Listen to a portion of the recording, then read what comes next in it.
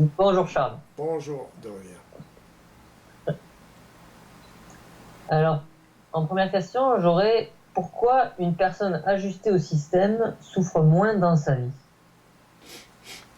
Justement parce qu'elle est ajustée à la réalité systémique, dans le sens que la souffrance psychologique que les gens vivent, c'est le fait que ils ne sont pas suffisamment conscients de la mécanicité du système ou du système en général. Autrement dit, de l'univers, comment ça fonctionne l'univers, comment fonctionne la vie. La vie, c'est le système. Sans le système, il n'y aurait pas de... ça fait partie de la vie. C'est ce qui crée la vie. C'est le système qui crée la vie. Alors, si une personne n'est pas consciente du système tel qu'il est, à ce moment-là, il souffre. Les religions, par exemple, c'est une certaine conscience systémique, mais à travers des superstitions, à travers une perception intuitive de cette réalité-là. Mais ça prend une perception beaucoup plus réelle que l'intuition pour ne plus souffrir, avoir la paix finalement. Parce que pourquoi l'être humain souffre? Parce qu'il interprète la vie, il interprète les choses. Il veut que la vie se plie à ses désirs, etc., ses anticipations, etc. Voyez-vous? Il veut que la vie se déroule d'une certaine façon. Il trouve une fille à son goût. Bon, ben, il veut absolument que la fille s'intéresse à lui. Voyez-vous? Mais ça ne fonctionne pas tout à fait de même. Il y a de la difficulté à fonctionner en temps réel, autrement dit. Il est tout le temps en temps différé, dans le sens qu'il anticipe. Il est tout le temps dans le virtuel, finalement. Le propre de la conscience psychologique et de la souffrance psychologique, c'est justement de fonctionner dans le virtuel, mental, dans le mental virtuel, dans le mental inférieur, autrement dit. Parce que, qu'est-ce que le mental inférieur? C'est l'absence de conscience du système. C'est l'interprétation du système. Si vous regardez, par exemple, les différentes civilisations, les différents niveaux de civilisation sur la planète en ce moment ou dans le passé, vous allez toujours voir une différence, si vous voulez, de conscience de la réalité, plus ou moins sophistiquée. Voyez-vous?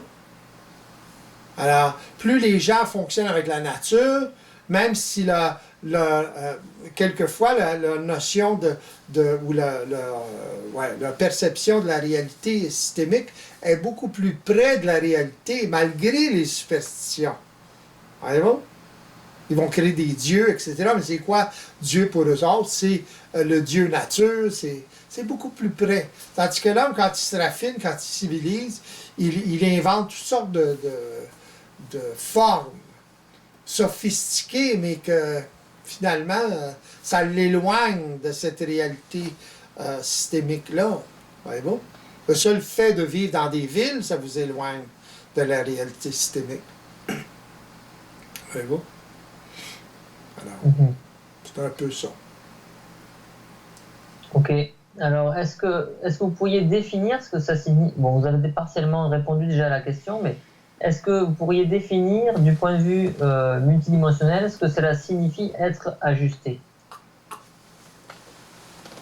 Être ajusté, c'est avoir conscience de la mécanicité du système. Autrement dit, de savoir que le système fonctionne d'une certaine façon, que la réalité fonctionne à travers des mécanismes vibratoires.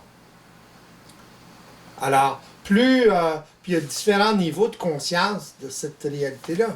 Plus une personne est ajustée, autrement dit, plus elle est sciente de façon de plus en plus absolue de cette réalité-là. Plus une personne est sciente de façon absolue de la réalité systémique, de la mécanicité, par expérience, simplement, en vérifiant dans sa propre vie, etc. À ce moment-là, ben, Il n'y a pas de doute dans son mental. Elle a une base solide. Voyez-vous? Alors, à ce moment-là, par vérification, ça devient scientifique, là. C'est plus de la superstition, c'est plus de la croyance. C'est la vérification d'une réalité. C'est comme en physique, ça devient de la physique psychique. Voyez-vous? À la base, le système, c'est de l'information. Même l'énergie. Ce qui est important, c'est l'information. Voyez-vous? Comment une fleur en arrive à devenir ce qu'elle devient? Voyez-vous? Une fleur particulière, c'est l'information qui lui donne cette apparence, cette forme particulière-là. Comment un homme, un être humain en arrive à être un être humain, c'est l'information. Voyez-vous? Tous les êtres humains sont proportionnés dans la proportion d'or. Comment ça se fait, ça? L'information, ça vient de quelque part. Cette information-là est enregistrée, est emmagasinée dans ce que j'appelle la 5e dimension. Voyez-vous? Alors, toute expérience qui est vécue dans la vie, c'est enregistré. Toutes les expériences. Que la personne soit consciente ou pas, ça n'a pas d'importance. Un animal, l'expérience animale est enregistrée de la même façon. C'est pour ça que les animaux ont évolué. Pourquoi ont-ils évolué? Ils ont agi d'une certaine façon, réagi d'une certaine façon, à travers la survie surtout. Et cette action-là s'est enregistrée. Cette action-là a été répétée, a été enregistrée. Voyez-vous? Et tellement enregistré que ça s'est cristallisé dans l'ADN, par exemple, d'un animal. Voyez-vous? Ou d'un homme, d'un être humain. C'est la même chose. Alors, c'est de l'information enregistrée qui dicte comment la vie se déroule. Voyez-vous? Quand je parle de la vie biologique et psychique aussi. Voyez-vous? Alors, quand ça devient absolu, ça, voyez-vous? À ce moment-là, c'est clair. Et on adapte notre vie en conséquence, donc on souffre moins. On peut souffrir vibratoirement, blocage d'énergie, etc. Mais on règle la problématique, on ne souffre plus psychologiquement. Voyez-vous? On a la paix. Puis lorsqu'on n'a pas la paix, vibratoirement, ben on la crée. On la tranche. En fonction de quoi? En fonction de comment ça fonctionne. Programmation, etc., etc., etc. Information. Facile. C'est simple. Mais le problème, c'est que l'être humain n'a pas conscience de ça. C'est tout. Puis il est programmé d'une autre façon. Alors justement, je vais rebondir un peu sur tout ça. Vous aviez parlé du temps réel et du temps différé. Et vous avez mentionné que ça se référait justement au mental, à l'anticipation, etc. Mais une personne lambda, elle va vous dire, mais je ne peux pas arrêter de penser. Je suis constamment en train de penser et je ne suis pas en gestion de ça. Alors, comment je peux en arriver à être en équilibre? À être en gestion de tout ça? Ouais. C'est d'en prendre conscience, mais lorsque vous êtes assujetti à ça, c'est difficile d'en prendre conscience. C'est lorsque vous allez souffrir suffisamment que là, vous allez essayer de trouver une solution. Voyez-vous? La solution, c'est de trouver de l'information qui va vous aider à moins souffrir éventuellement. Où vous la trouvez, cette information-là? Chez des êtres qui sont déjà éveillés. C'est comme ça que ça fonctionne. Tout fonctionne de cette façon-là. Voyez-vous? Il y en a toujours un plus évolué que l'autre, plus éveillé que l'autre. Fait qu'à ce moment-là, vous prenez l'information, là. Après ça, une fois éveillé, ben, vous pouvez aller vérifier votre propre information, vous en arrivez à observer les choses, et ça devient votre propre information, si vous voulez. Mais l'information, vous la prenez de toute façon au niveau de la 5e dimension. Voyez-vous? Le problème de l'homme évolutif, c'est qu'il est seul. Puis on ne peut pas être intelligent quand on est seul. Voyez-vous, là? Autrement dit, seul dans sa tête, là. Sans savoir comment ça fonctionne. C'est ça que ça veut dire. On ne peut pas être intelligent seul. Lorsqu'une personne fonctionne à partir de son mental inférieur, il est seul. Il est contingenté dans son mental inférieur. Il se sent totalement impuissant, dont la souffrance. Ce qui crée la plus grande souffrance de l'être humain, c'est la solitude, cette solitude-là. Voyez-vous? Cette impuissance, cette solitude impuissante, et qui vient avec l'impuissance, avec un senti d'impuissance. Voyez-vous? Lorsque l'être humain commence à connecter avec la réalité systémique, il n'est plus seul. Il ne vit plus cette solitude-là, dans le sens de dépendre absolument sur lui-même. Voyez-vous? Seulement sur lui-même, mais à partir d'un mental inférieur. Il y a une grande solitude là-dedans. Voyez-vous? Lorsqu'il commence à être intelligent du système, il n'est plus seul. Façon de parler. Il ne vit plus cette solitude-là. D'impuissance. Il se sent en puissance. Pardon? Donc finalement, il va chercher l'aide à l'extérieur s'il sent qu'il en a besoin.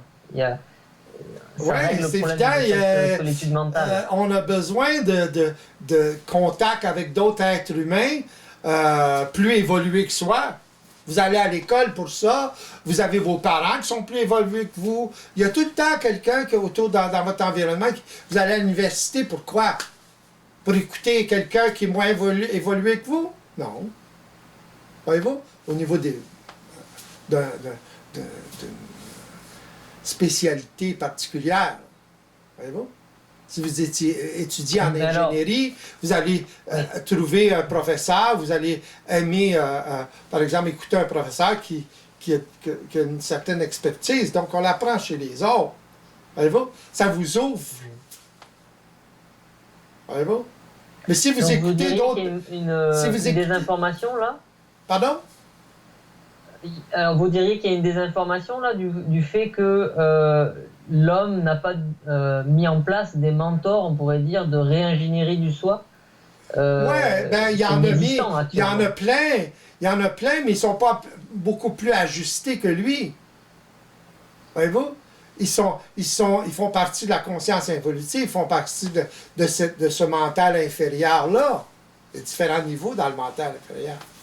Voyez-vous? Alors, à ce moment-là, oui, il peut aller voir ces gens-là, mais il ne s'en sortira pas pour autant. Voyez-vous? C'est lorsque l'individu est prêt, lorsqu'il a fait le tour du jardin, là, et là, quand il est prêt, puis il continue à souffrir, à ce moment-là, là, il commence à s'ouvrir à autre chose. Que ses croyances, que ses superstitions, etc., etc. La pensée magique, etc. Ça se fait pas comme ça. Voyez-vous? Tout se fait graduellement, à travers une répétition, à travers la création d'un programme. Le système fonctionne comme ça. Vous aviez déjà mentionné que plus une personne s'éveille et plus elle prend les attributs un peu du boxeur qui est constamment sur le qui-vive en relation avec la programmation, par exemple. Est-ce que vous pourriez un petit peu élaborer là-dessus? Oui, ben, dans le sens des arts martiaux, dans le sens qu'on ne peut pas deviner ce que l'adversaire va faire. Si on essaie de deviner ce que l'adversaire va faire, on est perdant en partant. Il faut être en mesure de pallier en temps réel.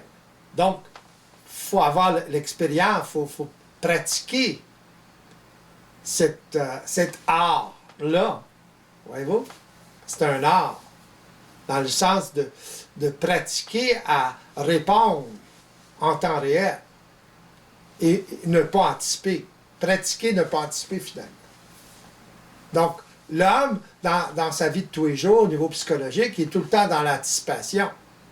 Il n'est jamais dans la pratique, il n'est jamais présent dans la pratique. Il subit le présent, il subit la réalité présente, actuelle, mais il est inconscient dans celle-ci. Voyez-vous? Pourquoi? Il est tout le temps en train d'anticiper. Il est tout le temps en retard. Voyez-vous? Il essaie d'anticiper le coup. Le coup de quoi? Le coup de la vie. Voyez-vous? Puis il se fait taper sur la gueule tout le temps. La plupart du temps. Par chance, des fois, il ne se fait pas taper sur la gueule. Par chance. Il faut en arriver à ne pas se faire taper sur la gueule en dehors de la chance. Là. Voyez-vous? En s'adaptant à la réalité en temps réel. Voyez-vous? Alors justement, pourquoi on est en capacité, quand on va voir par exemple un maître d'art martial, de développer cette compétence assez facilement par imitation, on pourrait dire, hein, d'être réellement dans le présent, dans le réel, on voit le coup venir, c'est un coup évident, mais quand on parle de la programmation, c'est beaucoup plus subtil et les individus ont beaucoup plus de difficultés à le voir comme un ennemi, par exemple. Parce cette programmation. Ouais, parce qu'ils ne le voient pas en général. Voyez-vous? Tu sais, il y a beaucoup de gens qui pratiquent les arts martiaux, mais ça ne veut pas dire qu'ils vivent ce que j'ai décrit tout à l'heure. Les champions vivent ça. Qu'est-ce qu'ils vivent dans le fond? Ils sentent l'énergie de l'autre. Ils ne voient pas le coup. Voyez-vous? Ça se fait automatique. Si vous sentez l'énergie, vous allez bouger en conséquence. Mais pour sentir l'énergie, il faut sentir sa propre énergie. Il faut être centré. Voyez-vous? Dans le sens, vous être capable de bouger de façon centrée. Si vous vous décentrez, si vous donnez un coup, puis vous extensionnez trop, vous êtes décentré. Voyez-vous? Mais pour sentir l'autre, il faut soi-même être centré. Voyez-vous? Donc, c'est la même chose au niveau de c'est la même chose au niveau de la vie. Voyez-vous? Si vous êtes centré et non pas décentré, vous allez être en mesure d'absorber l'énergie, de réagir en conséquence, etc. Qu'est-ce qui fait que vous n'êtes pas centré? Qu'est-ce qui vous descend? Qu'est-ce qui descend là?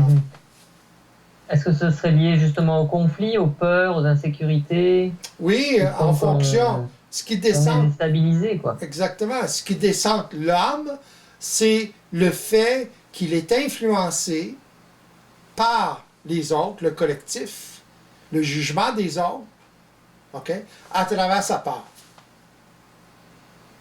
C'est ça qui le descend. C'est ça qui crée sa personnalité.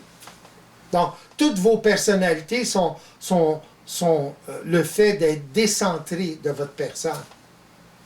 Pourquoi? Parce que vous fonctionnez, vous réagissez en fonction du jugement des autres, tout le temps. Constamment, la peur par rapport au jugement des autres. Toujours la peur qui vous fait acquiescer au jugement des autres. Vous ne pouvez pas éviter. Voyez-vous? Donc, ça vous décentre, ça crée des habitudes, votre personnalité, et vous êtes prisonnier de cette personnalité-là, et vous souffrez en conséquence. Pourquoi vous souffrez? La vie, le système, la vie vous dit que c'est pas comme ça que ça fonctionne. C'est pas supposé être comme ça. Pour ça, vous souffrez. Alors, comment on se sent? On se sent en neutralisant, si vous voulez, en prenant conscience. Comment vous vous décentrez? Tout simplement. Si vous prenez conscience de comment vous vous décentrez, à ce moment-là, vous allez vous centrer. C'est automatique. Naturel d'être centré. C'est pas naturel d'être décentré. Voyez-vous? Donc, l'homme est n'est pas naturel, n'est pas ajusté à sa nature réelle, à la réalité systémique. C'est ça, la condition évolutive. Comment on peut identifier qu'une personne est centrée? Est-ce qu'elle est profondément calme intérieurement, elle est très sereine, en sécurité? Oui, Est-ce que mais c'est des attributs qui déterminent mais ça, oui, mais c'est pas comme ça qu'on s'en rend compte. On s'en rend compte parce que la personne n'est pas influençable par le collectif. Elle est dans sa propre volonté. Voyez-vous? Elle n'est pas dans la volonté du collectif, à travers sa part. Voyez-vous? C'est une personne qui n'est pas en mesure de mettre de l'importance à cette part-là. C'est tout. Pourquoi? Parce qu'il voit, est en mesure d'observer ce qu'il y a derrière, la réalité factice qu'il y a derrière. Autrement dit, d'où provient cette information-là? Elle provient de la mémoire de l'individu. Mais alors, plus une personne s'individualise, plus elle s'ancre dans sa perception, son observation multidimensionnelle, moins elle va avoir de tendance à aller chercher quand même les réponses à l'extérieur. Est-ce que ça ne rentre pas en conflit avec ce que vous disiez au début, qu'il faut aller chercher l'aide à l'extérieur? Au début, l'individu n'a pas le choix. Par la suite, une fois ajusté, il va profiter de l'extérieur au niveau de l'échange, au niveau de l'intelligence d'une personne qui est éveillée, comme lui. Mais ça ne l'empêche pas de prendre, d'absorber ce qu'il y a à l'extérieur. Voyez-vous? En autant que c'est intelligent. Voyez-vous, là? Mais l'être évolutif, l'être qui n'est pas en mesure qui est englobé par sa conscience psychologique, il n'a pas le choix. Voyez-vous? Il ne peut pas se libérer lui-même tout seul, par lui-même.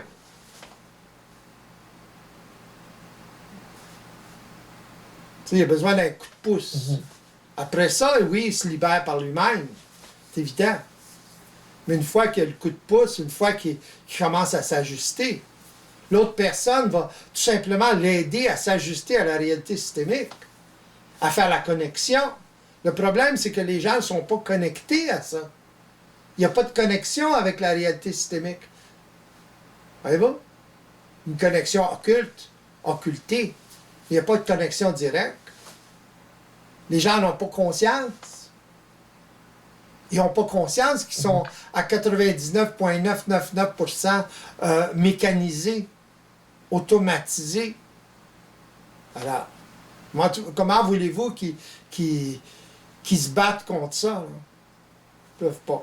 Ils n'ont pas conscience. En d'autres termes, très peu d'individus sont en mesure d'être un boxeur face à cette mécanique. Face à la vie, pas à cette mécanique, face à la vie. C'est pas contre la mécanique. C'est la vie, dans le sens d'être en mesure d'être en temps conscient, en temps réel. Voyez-vous? Autrement dit, être capable d'absorber la vie. C'est pas con, c'est être capable de l'absorber. Voyez-vous? Et de dealer avec ça. De la même façon qu'une personne en art martial va absorber l'énergie de l'autre. Il faut absorber l'énergie de l'autre pour l'apercevoir. Voyez-vous? Mais alors justement, pourquoi une personne qui est centrée, c'est-à-dire qui rayonne, est en capacité de plus absorber? Qu'est-ce qui fait que une personne qui est réellement centrée, elle absorbe plus? Parce qu'elle est consciente que la seule façon qu'elle peut survivre, se défendre, c'est en étant présent en temps réel. Autrement dit, totalement présent. Et avec la capacité d'absorber ce qui se passe en temps réel, sans anticiper. L'anticipation, Donc finalement, ça crée une interférence à être dans cet état-là. Voyez-vous? L'état, donc ce que le finalement, monde c'est la appelle, vie qui enseigne ça. ce que le monde appelle l'état de vide. Tu sais, le vide, là.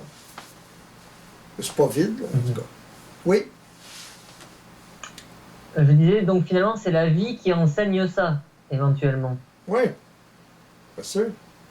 Comme aux arts martiaux, la personne est obligée d'apprendre sur le tas. Si elle ne bouge pas en temps réel, elle se prend un coup.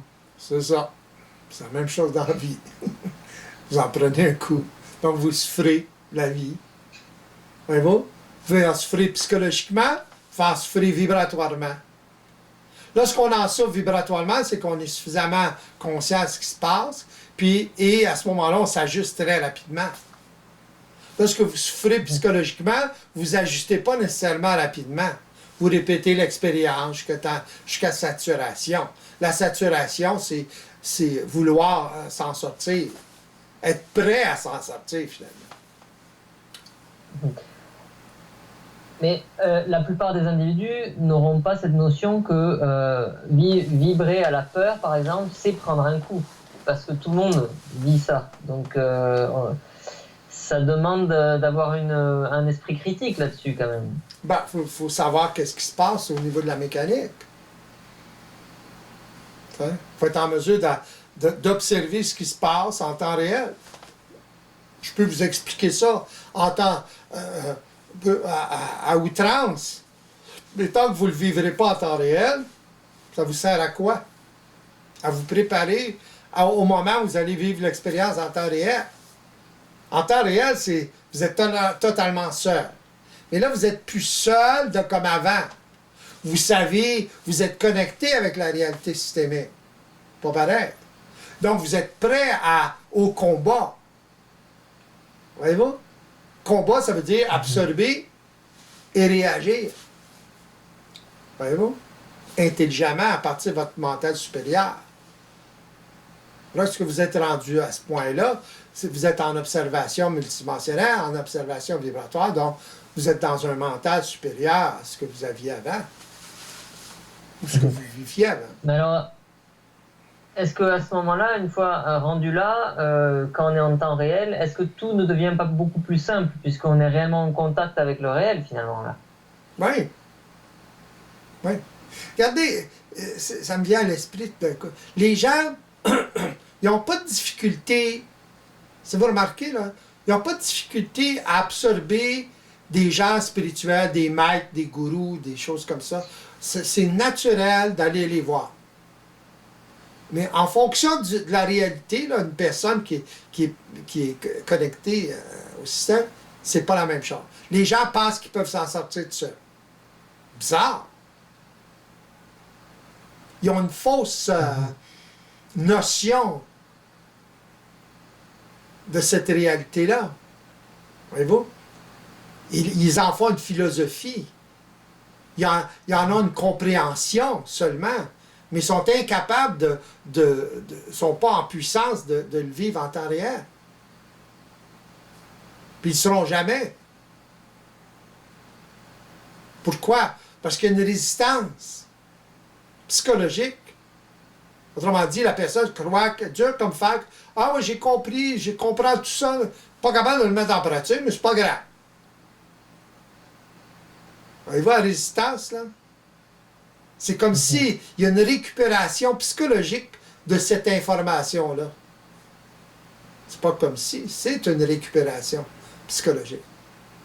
Un fail-safe qu'il appelle. Fail-safe en anglais, c'est je ne sais pas comment dire en français, un fail-safe de la conscience involutive. C'est bizarre. Bien bizarre, ça. Est-ce que tout ça, c'est pas lié au fait que l'objectif à atteindre, il est peut-être pas très clair au début? Quand Oui. on débute tout ce développement-là, l'objectif n'est pas très clair, c'est assez flou. Là, on doit aller. Oui, c'est évident parce que la personne n'a pas conscience. Elle traite cette réalité-là de façon psychologique. Et ça ne peut pas se traiter de façon psychologique. Aussitôt que vous faites ça, vous tombez en initiation. Puis si vous tombez en initiation, vous allez souffrir de ça éventuellement. Parce que vous allez adopter une philosophie supramentale, par exemple, et vous allez éventuellement faire face au mur de briques. Voyez-vous? Ça, c'est évident. Mais alors, quelle est la solution? Est-ce que ça signifie être en capacité d'absorber toute l'information et simplement la contenir jusqu'à ce qu'on vive l'expérience? Être prêt à absorber cette information-là. Autrement dit, être prêt à s'ajuster à cette réalité-là.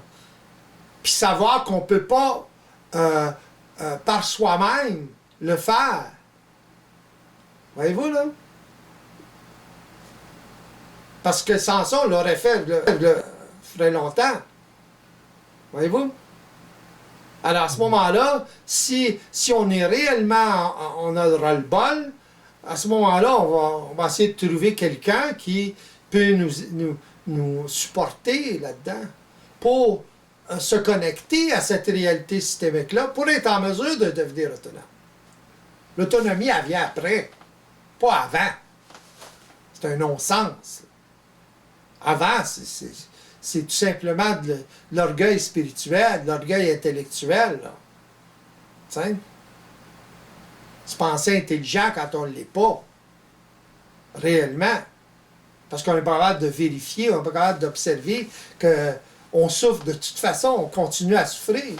Alors, tant que vous continuez à souffrir, vous n'êtes pas ajusté, vous n'êtes pas dedans encore. Vous n'êtes pas suffisamment connecté à la réalité systémique. C'est très simple dans le fond. Là. Ce qui rend ça compliqué, c'est vos habitudes, les habitudes psychologiques, votre conscience involutive, votre grande solitude involutive, finalement. Donc finalement, le manque d'expérience de la personne. Quoi. Exactement.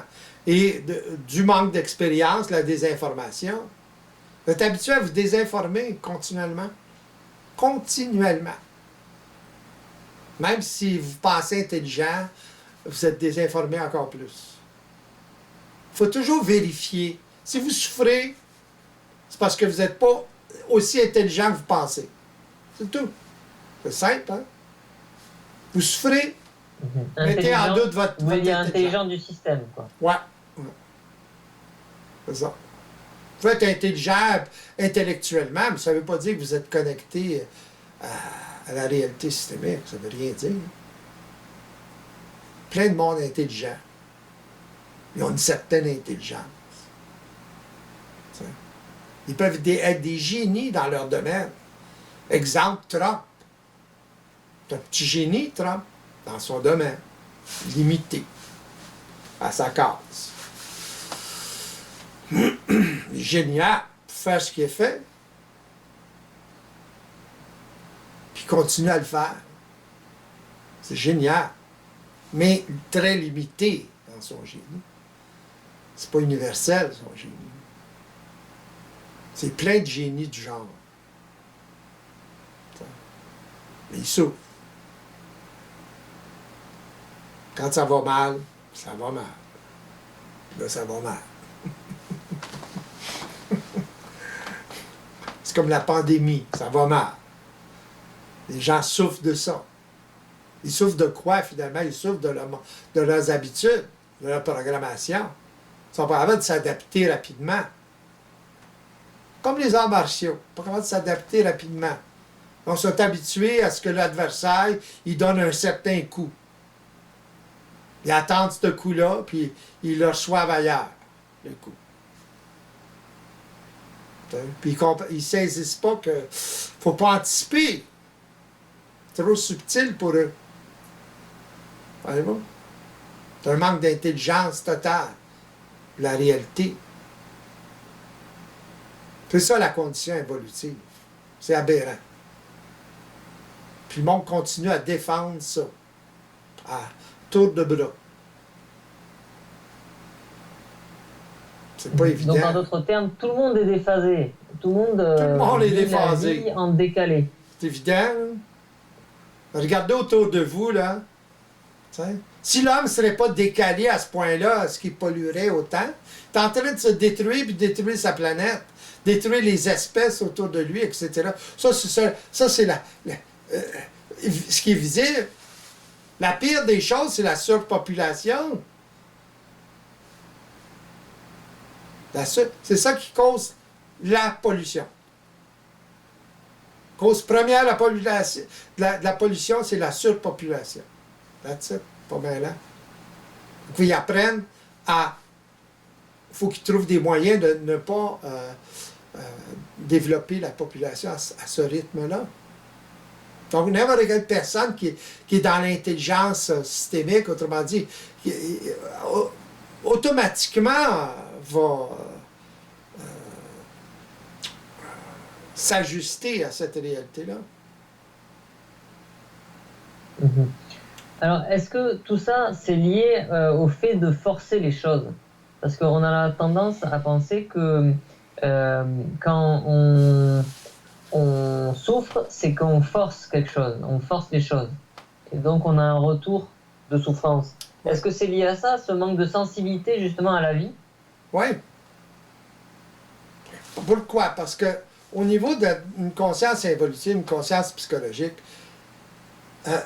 l'individu ou le collectif essaie tout le temps de forcer, d'adapter, que la vie s'adapte à cette réalité-là.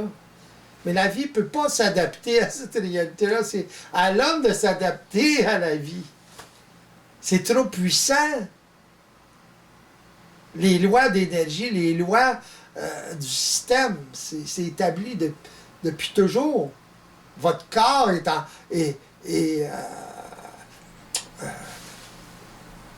composé, si vous voulez, dans une certaine proportion. D'où vient cette information-là? C'est pas du système, c'est de l'information. Voyez-vous? Si vous ne savez pas ça, si vous n'êtes pas ajusté à cette réalité-là, vous allez faire. Voyez-vous? Vous n'êtes pas adapté. Pourquoi l'homme n'est pas adapté? Parce qu'il s'est désadapté à travers sa conscience, temporairement. C'est le prix de l'évolution pour l'homme, c'est ce désajustement-là. Voyez-vous? Il a pris conscience de la polarité, il a développé une conscience supérieure à la conscience animale, mais il est encore très lié à sa conscience animale, et tout en développant une conscience différente de celle de l'animal. Il est en transition entre son animalité et son humanité. L'homme n'est pas humain encore. Il se croit humain, mais il n'est pas humain encore. Façon de parler. Il va devenir humain lorsqu'il va s'ajuster au système, lorsqu'il va, être plus centré, pas décentré. Donc c'est une question de conscience finalement. C'est lié à la conscience tout ça. C'est évident. Mais la conscience, c'est pas ce que les gens pensent. Tout le monde utilise le terme conscience. Ouais. J'ai conscience. Ouais, vous avez conscience que vous polluez ou les gens polluent. Bon, OK. Au moins, c'est ça. Hein? Mais globalement, les gens n'ont pas conscience de ce qui se passe réellement. Ils ne sont pas connectés à la réalité systémique. C'est la connexion qui manque. Ça ne se fait pas tout seul. C'est pas évident. C'est pas évident. Moi, je fais des consultations et c'est pas évident. Ça prend du temps. Ça prend un certain temps avant que la personne commence à connecter avec cette réalité-là. Dans une consultation, c'est justement fait pour que la personne connecte avec cette réalité-là. Les gens ont la tête dure, ont des habitudes, ils ont de la difficulté à connecter avec cette réalité-là. Même quand on les aide à connecter, Moi, je dirais ça. On leur parle en conséquence, etc., pour qu'ils prennent conscience. C'est pas facile. Même ce que je parle, là, pensez-vous qu'il y a beaucoup de gens qui écoutent et qui vont prendre conscience réellement de ce que je dis? Non. Je ne m'attends pas à ça du tout. Pourquoi? J'ai l'expérience. Des gens en direct, en consultation, qui ont de la difficulté, même avec toute la bonne volonté. C'est pas évident. Pourquoi c'est pas évident? À cause de la conscience psychologique qu'ils vivent, autrement dit, des habitudes psychologiques qu'ils ont. Il y a une résistance à s'adapter à la réalité systémique. Énorme résistance. Toute l'information, toute la mémoire de l'homme joue contre l'individu. Contre le fait de se connecter. Imaginez. Voilà. Donc finalement, toutes les influences extérieures désinforment l'individu. Totalement. Actuellement. Oui, totalement. C'est pour ça qu'il y a de la difficulté à se connecter. Se connecter, c'est pas compliqué, là. Être connecté à la réalité, c'est très simple. Pas ça le problème. Le problème, c'est ce qui vous empêche de vous connecter. Vos peurs, vos habitudes, etc. Vous êtes... vous marinez dans une conscience psychologique. C'est pas évident. Il faut que vous preniez conscience de ça avant. Qu'est-ce qui vous empêche de connecter, etc. Il faut que vous preniez conscience à quel point vous vous désinformez, à quel point vous n'avez pas conscience que le système, c'est purement mécanique. T'sais? Vous n'êtes pas dans la science de la vie. Alors, si vous n'êtes pas dans la science de la vie, comment voulez-vous vous adapter à elle? Mais est-ce que, justement, la problématique, elle n'est pas du fait que, avant d'être en contact réel avec la programmation, le simple fait de dire que la programmation est mécanique, ça ne suffit pas. C'est trop intellectualisé. Ça ne sert à rien, finalement. Non, ça ne fait qu'informer. Oui, mais ça informe, mais par la suite, si vous en arrivez à l'observer en temps réel, alors là, c'est différent. Tout se passe en temps réel. C'est l'expérience, votre expérience est en temps réel.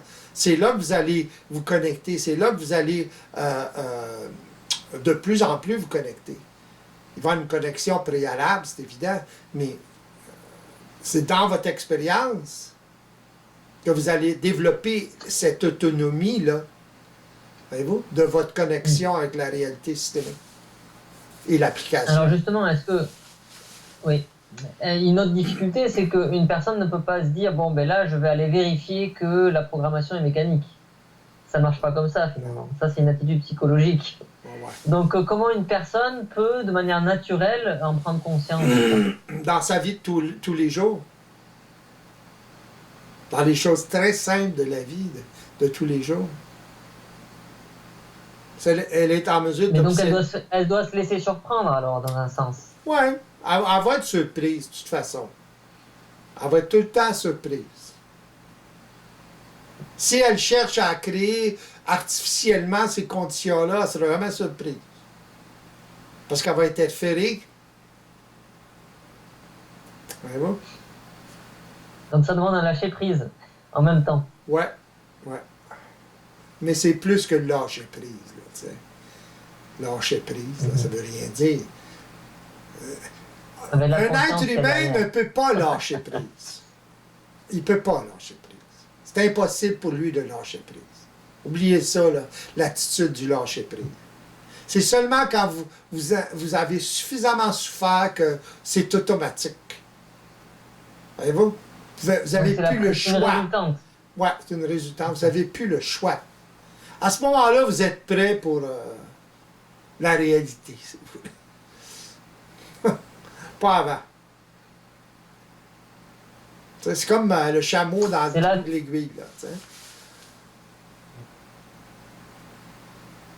Donc c'est pas si simple finalement que d'y accéder, mais c'est simple dans les faits. Oui, dans les faits, oui. pas si simple d'y accéder à cause de la résistance psychologique, à cause de vos antécédents, à cause de la mémoire, à cause de... Tu sais, c'est quelque chose, là. C'est très occulte. À cause du côté occulte, occulté. Ça vous est occulté. Même si j'en parle, même si je vous décris de A à Z, ça vous est quand même occulté. Imaginez. C'est occulte, hein? Voyez-vous, là? Parce que pourquoi? Parce que vous allez l'interpréter. Vous allez vous désinformer. Ça prend une intervention directe. Puis même là, c'est pas facile. Oui, donc si je comprends bien, en d'autres termes, la personne ne peut comprendre que quand elle est en mesure, elle a suffisamment développé son observation multidimensionnelle, et un jour elle est en mesure de le vérifier par elle-même. Ouais. Jusque-là, elle ne comprend pas. Elle interprète. Donc elle comprend mal. Ouais, Voilà. même si elle peut décrire parfaitement, ça n'a pas d'importance. Elle a une bonne mémoire, un intellect développé, c'est tout. J'en ai vu comme ça. Puis ils pensent qu'ils ont tout compris. Non, ils n'ont pas vécu l'expérience encore. Ils n'ont pas intégré. C'est purement intellectuel, purement philosophique à ce moment-là. C'est pas de la philosophie, cette affaire-là. Donc c'est quand même assez implacable, cette histoire. Ah, c'est implacable. Tant Ah ouais. que... Totalement implacable. Un mot bien choisi. Il n'y a pas d'échappatoire. Pardon? Non, il n'y a pas d'échappatoire. Ça passe ou ça casse. Non. Il n'y a pas d'échappatoire.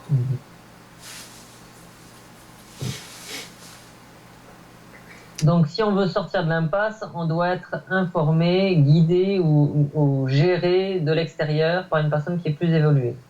C'est la seule solution. Non, vous avez mal choisi vos mots. Accompagné par. Il faut que vous soyez accompagné au départ. Jusqu'à la connexion. Et même après. Pour vérifier.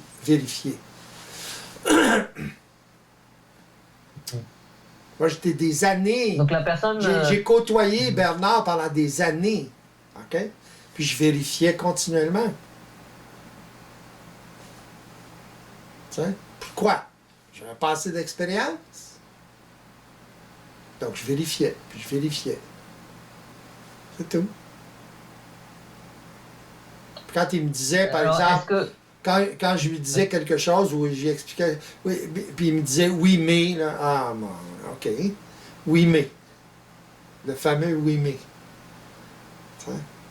Que je savais, là, hop, il y avait quelque chose qui m'avait échappé. T'sais? Puis ce qui nous échappe, finalement, c'est l'expérience en temps réel.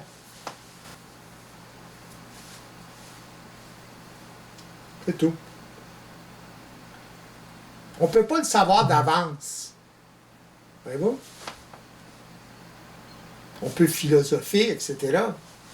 On ne peut pas le savoir d'avance. C'est seulement quand on le vit par soi-même, en temps réel, que là, on arrive à... on peut vérifier aussi. Notre propre vérification. Tu sais, au début, c'est pas évident, là. Même en temps réel. Après un certain temps, on n'a plus besoin de vérifier avec Pierre-Jean-Jacques. Mais finalement, tout ce qui amène à vivre ces expériences-là, c'est de vérifier en temps réel, ça nous fait nous positionner de manière toujours plus intelligente par rapport à cette réalité. C'est ça qui fait qu'on avance éventuellement? C'est ça qui vous fait évoluer. C'est la seule façon. La vérification en temps réel, c'est quoi? C'est de l'observation vibratoire en temps réel. Observer quoi? La mécanique. Comment ça fonctionne. Derrière la forme, c'est évident. Si vous êtes en mesure de ne pas être capté par la forme, emprisonné par la forme, ou si vous êtes en mesure de ne pas vous laisser magnétiser ou magnétiser la forme. C'est ça le problème évolutif. Les gens s'accrochent à la forme, magnétisent la forme. n'y a pas que la forme. Ça vous aveugle, la forme. Ça vous désinforme.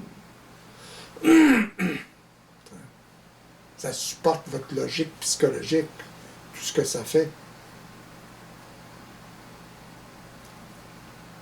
Faut avoir une idée de ce qu'il y a derrière. Pardon?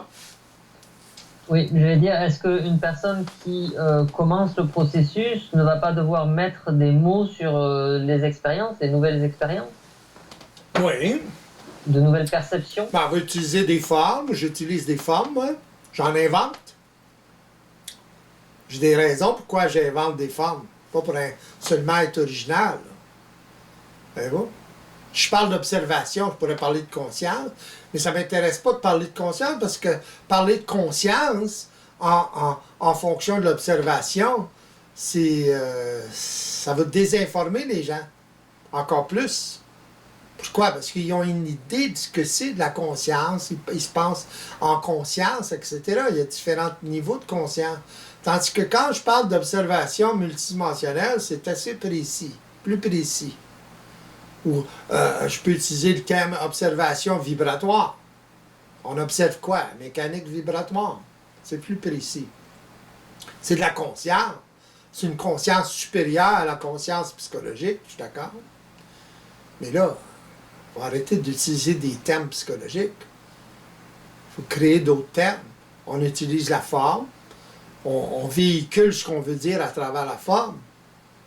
Mais si vous m'arrivez avec une forme plus précise que celle-là, je vais l'adopter. Tant mieux. J'ai pas de préférence. Voyez-vous?